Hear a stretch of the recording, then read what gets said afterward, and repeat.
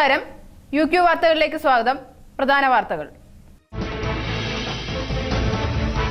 Angadipuram railway മേൽപ്പാല piling ജോലികൾ പൂർത്തിയായി. പാതായ്ക്കര പള്ളി റോഡ് തകർന്നിട്ട് 3 വർഷം. അറ്റകുറ്റപ്പണി വൈകുന്നത് ദുരിതമാകുന്നു. അങ്ങാടിപ്പുറത്തെ പൊട്ടിയ ജലവിതരണ പൈപ്പ് പുനഃസ്ഥാപിക്കാൻ കളക്ടർ ജല അതോറിറ്റിക്ക് നിർദ്ദേശം നൽകി. ഞാൻ സീമ രവീന്ദ്രൻ. വാർത്തകൾ വിശദമായി. അങ്ങാടിപ്പുറം റെയിൽവേ മേൽപ്പാല നിർമ്മാണവുമായി ബന്ധപ്പെട്ട് പൈലിംഗ് ജോലികൾ പൂർത്തിയായി. ഭൂമി വിട്ടു നൽകാനുള്ള ഭൂവുടമകളുമായി കളക്ടറുടെ അധ്യക്ഷതയിൽ ചർച്ച നടത്തി. നിർമ്മാണം വേഗത്തിലാക്കാൻ യോഗത്തിൽ തീരുമാനമായി. അങ്ങാടിപ്പുറം റെയിൽവേ മേൽപ്പാല നിർമ്മാണത്തിന്റെ പൈലിംഗ് പൂർത്തിയായി. മെയ് മാസത്തിൽ തുടങ്ങിയ പ്രവൃത്തിയാണ് കഴിഞ്ഞ ദിവസം പൂർത്തിയായത്. 16 തൂണുകൾക്കായി 56 സ്ഥലങ്ങളിലാണ് പൈലിംഗ് നടത്തിയത്.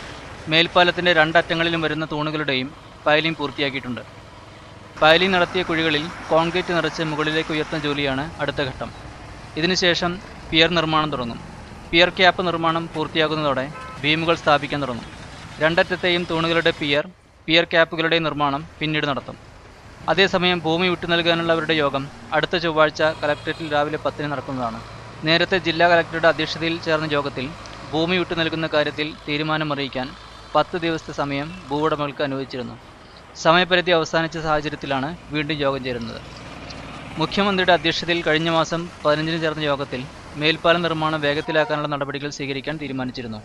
കൂടാതെ 20-ന് മന്ത്രി മഞ്ഞളാംകുഴി അലിയുടെ അധ്യക്ഷതയിൽ ചേർന്ന യോഗത്തിൽ വലിയ വാഹനങ്ങളുടെ ഗതാഗത നിയന്ത്രണം, പ്രദേശത്തെ റോഡുകൾ നന്നാക്കൽ തുടങ്ങിയ തീരുമാനങ്ങളും കൈക്കൊണ്ടിരുന്നു. 3 വർഷമായി അറ്റകുറ്റപ്പണി നടത്താതെ തകർന്നു കിടക്കുകയാണ് പാതായ്ക്കര പള്ളി റോഡ്. റോഡിന്റെ വീതി കൂട്ടി റബ്ബറൈസ് ചെയ്യാൻ 1 കോടി രൂപ അനുവദിച്ചുവെങ്കിലും സ്ഥലം വിട്ടു നൽകാൻ പ്രദേശവാസികൾ തയ്യാറാകാത്തതിനെ തുടർന്ന് പദ്ധതി തുക നഷ്ടപ്പെട്ടു. മണ്ണാർക്കാട് റോഡിനെയും ചെർപ്പളശ്ശേരി റോഡിനെയും ബന്ധിപ്പിക്കുന്ന പാതായ്ക്കര പള്ളി റോഡ് വഴിയുള്ള വാഹന ഗതാഗതം ദുഷ്കരമായിട്ട് 3 വർഷമായി. അറ്റകുറ്റപ്പണി നടത്താതിനെ തുടർന്ന് ഇതുവഴി ഇപ്പോൾ വളരെ ചുരുക്കം വാഹനങ്ങൾ മാത്രമാണ് കടന്നുപോകുന്നത്. ഗതാഗതക്കുരുക്ക് ഒഴിവാക്കാൻ പ്രധാന റിംഗ് റോഡായി ഉപയോഗിച്ചിരുന്ന പള്ളി റോഡിന്റെ ശോച്യാവസ്ഥ കാരണം ടാക്സി വാഹനങ്ങളടക്കം സർവീസ് നടത്താൻ വിസമ്മതിക്കുന്നു. മണ്ണാർക്കാട് റോഡിലെ ജംഗ്ഷൻ മുതൽ ചെർപ്പളശ്ശേരി റോഡിലെ തണ്ണീർപ്പന്തൽ ജംഗ്ഷൻ വരെ റോഡ് പൂർണ്ണമായും തകർന്നു കിടക്കുകയാണ്. ജനങ്ങൾക്ക് നടക്കാൻ പറ്റാത്ത രൂപത്തിലും വണ്ടികൾക്ക് പോകാൻ പറ്റാത്ത രൂപത്തിലാണ് ഈ റോഡിൻ്റെ അവസ്ഥ. 3 കൊല്ലമായി ഇപ്പോൾ റോഡ് ഇങ്ങനെ ഇട്ടിട്ട്. ഇനിയിപ്പോൾ അത് പണി ഉണ്ടോ ഇല്ലയെന്ന് അറിയില്ല. ഇത് ജനങ്ങളോട് ചെയ്യുന്നൊരു ക്രൂരതയാണ് ഇവർ. ഈ റോഡിൻ്റെ സ്ഥിതി വളരെ മോശമാണ്. 2-3 വർഷം 3 വർഷത്തിൻ്റെ മേലെയായി ഇതിപ്പോൾ ശരിയാക്കുമെന്നൊക്കെ പറഞ്ഞ് 3 വർഷത്തിൻ്റെ മേലെയായി. ഇതിലെ വാഹനങ്ങളും മഴ പെയ്താൽ പിന്നെ ഇതിൽ നടക്കാൻ ബുദ്ധിമുട്ടാണ്. വാഹനങ്ങൾ വിളിച്ചാൽ വരില്ല. അങ്ങനെയുള്ള കാര്യങ്ങളൊക്കെയാണ്. അപ്പോൾ അത് റോഡിൻ്റെ പണി ഉടനെ വേഗത്തിലാക്കി തരണം. അതേസമയം സ്ഥലമെടുപ്പുമായി ബന്ധപ്പെട്ട വിഷയങ്ങളാണ് റോഡിന്റെ നിലവിലെ പ്രതിസന്ധിക്ക് കാരണം. റോഡിന്റെ വീതി കൂട്ടി റബ്ബറൈസ് ചെയ്യുന്നതിനായി ജനപ്രതിനിധിയായ മന്ത്രി മഞ്ഞളാംകുഴി അലി 1 കോടി രൂപ അനുവദിച്ചെങ്കിലും പണി തുടങ്ങാൻ കഴിഞ്ഞില്ല. വീതി കുറഞ്ഞ ഭാഗങ്ങളിൽ സ്ഥലം വിട്ടു നൽകാൻ പ്രദേശവാസികൾ തയ്യാറാവത്തിനെ തുടർന്ന് അനുവദിച്ച തുക നഷ്ടപ്പെടുകയായിരുന്നു. നേരത്തെ നടപ്പാക്കിയ ഗതാഗത പരിഷ്കരണത്തിൽ ഈ വഴി ബസ്സുകൾ മനഴി സ്റ്റാൻഡിലേക്ക് പ്രവേശിപ്പിച്ചത് റോഡിന്റെ എളുപ്പത്തിലുള്ള നാശത്തിന് വഴിവെച്ചു. തുടർന്ന് 3 വർഷമായി റോഡിൽ യാതൊരുവിധ അറ്റകുറ്റപ്പണിയും നടത്താത്തതിനെ തുടർന്ന് ദുരിതത്തിലായിരിക്കുകയാണ് പ്രദേശവാസികൾ. മഴ മാറിയ സാഹചര്യത്തിൽ റോഡിന്റെ ശോച്യാവസ്ഥ പരിഹരിക്കാൻ ബന്ധപ്പെട്ടവർ മുൻകൈ എടുക്കണമെന്നാണ് ആവശ്യം. അങ്ങാടിപ്പുറത്ത് മേൽപ്പാല നിർമ്മാണ ജോലിക്കിടെ തകർന്ന ജലവിതരണ പൈപ്പ് നന്നാക്കാൻ ജില്ലാ കളക്ടർ ജല അതോറിറ്റിക്ക് നിർദ്ദേശം നൽകി. ചൊവ്വാഴ്ച നാട്ടുകാരുടെ ആഭിമുഖ്യത്തിൽ കളക്ടറുമായി നടത്തിയ ചർച്ചയെ തുടർന്നാണ് നടപടി. അങ്ങാടിപ്പുറത്ത് നിർമ്മിക്കുന്ന റെയിൽവേ മേൽപ്പാലത്തിന്റെ പൈലിംഗ് ജോലികൾക്കിടെയാണ് അങ്ങാടിപ്പുറം ഭാഗത്തേക്ക് ശുദ്ധജലം വിതരണം ചെയ്യുന്ന പൈപ്പ് തകർന്നത്. തുടർന്ന് ശുദ്ധജലം റോഡിലൂടെ പരന്നൊഴുകുകയായിരുന്നു. ഇതിനെ തുടർന്ന് അങ്ങാടിപ്പുറം റെയിൽവേ ഗേറ്റ് പരിസരത്തും മരിങ്ങത്ത് കോളനിയിലും നിരവധി വീടുകളിലേക്കുള്ള ശുദ്ധജല വിതരണം മുടങ്ങിയിരുന്നു. നിരവധി തവണ ബന്ധപ്പെട്ടവർക്ക് പരാതി നൽകിയെങ്കിലും പൈപ്പ് നന്നാക്കുന്നതിനുള്ള ഒരു നടപടിയും സ്വീകരിച്ചിരുന്നില്ല. ദുരിതം അനുഭവിക്കുന്ന നാട്ടുകാർ പഞ്ചായത്തിലും വാട്ടർ അതോറിറ്റിയിലുമെല്ലാം പരാതി നൽകിയെങ്കിലും ഫലമുണ്ടായില്ല. പെരിന്തൽമണ്ണ താലൂക്ക് വികസന സമിതിയിലും വിഷയം ചർച്ചയായി. ഒടുവിൽ ചൊവ്വാഴ്ച റെയിൽവേ മേൽപ്പാല സ്ഥലമെടുപ്പുമായി ബന്ധപ്പെട്ട് ജില്ലാ കലക്ടർ കെ ബിജു വിളിച്ചു ചേർത്ത യോഗത്തിൽ നാട്ടുകാരുടെയും പഞ്ചായത്ത് അംഗങ്ങളുടെയും നേതൃത്വത്തിലുള്ള സംഘം പരാതി അറിയിച്ചതിനെ തുടർന്നാണ് പ്രശ്നപരിഹാരത്തിനായി കളക്ടർ ഇടപെട്ടത്. പൈപ്പിലെ അറ്റകുറ്റപ്പണി തീർത്ത് ജലവിതരണം പുനഃസ്ഥാപിക്കാൻ ആവശ്യമായ നടപടികൾ ഉടൻ സ്വീകരിക്കാൻ കളക്ടർ ജല അതോറിറ്റി ഉദ്യോഗസ്ഥർക്ക് നിർദ്ദേശം നൽകി. അങ്ങാടിപ്പുറം പഞ്ചായത്ത് മെമ്പർമാരായ യു ഹരി, ഒ ഹരിദാസ് എന്നിവരുടെ നേതൃത്വത്തിലുള്ള സംഘമാണ് കളക്ടർക്ക് പരാതി നൽകിയത്. ഇടവേളയ്ക്ക് ശേഷം വാർത്തകൾ തുടരും.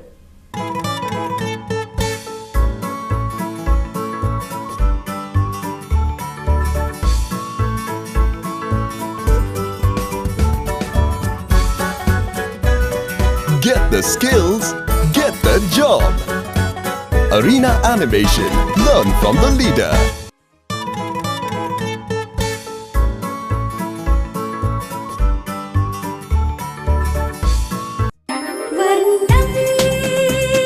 സർഫ coats. Surfa coats. Surfa codes.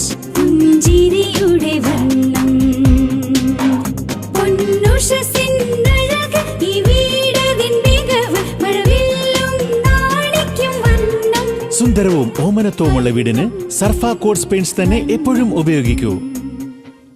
Paint point, Palakkad road, Perinthalmanna. Coloring your dreams.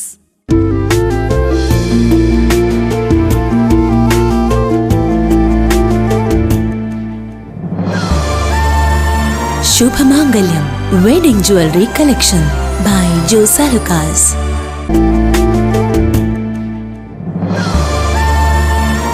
Shubhamangalyam Wedding Jewelry Collection by Josa Lucas.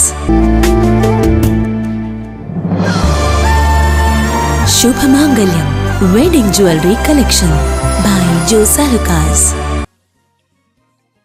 Pharmacy വിദ്യാഭ്യാസ മേഖലയിലെ ഫാം ഡി കോഴ്സിനെ ആസ്പദമാക്കി പെരിന്തൽമണ്ണയിൽ അന്താരാഷ്ട്ര സെമിനാർ സംഘടിപ്പിക്കുന്നു. അൽഷിഫ കോളേജ് ഓഫ് ഫാർമസിയും ഇന്ത്യൻ അസോസിയേഷൻ ഓഫ് ഫാർമസി കോളേജസും സംയുക്തമായിട്ടാണ് ശില്പശാല സംഘടിപ്പിക്കുന്നത്. ഫാർമസി പഠന മേഖലയിലെ ആധുനിക പാഠ്യപദ്ധതിയായ ഫാം ഡി കോഴ്സിനെ ആസ്പദമാക്കിയാണ് പെരിന്തൽമണ്ണയിൽ നവംബർ 5, 6, 7 തീയതികളിലായി അന്താരാഷ്ട്ര സെമിനാർ സംഘടിപ്പിക്കുന്നത്. പെരിന്തൽമണ്ണ അൽഷിഫ കോളേജ് ഓഫ് ഫാർമസിയും Indian association of colleges of ഫാർമസിയും സംയുക്തമായി പെരിന്തൽമണ്ണ അൽഷിഫ കൺവെൻഷൻ സെന്ററിൽ വെച്ചാണ് ശില്പശാല സംഘടിപ്പിക്കുന്നത്. ഫാം ഡി ശില്പശാല ശ്രേണിയിലെ 8ാമത് ശില്പശാലയാണ് 3 ദിവസങ്ങളിലായി പെരിന്തൽമണ്ണയിൽ നടക്കുന്നത്. Pharm D doctor of pharmacy, ആ കോഴ്സിൻ്റെ സാധ്യതകളെക്കുറിച്ചും പ്രതിസന്ധികളെക്കുറിച്ചും 5, 6, 7 തീയതികൾ അൽഷിഫ കോളേജ് ഓഫ് ഫാർമസിയും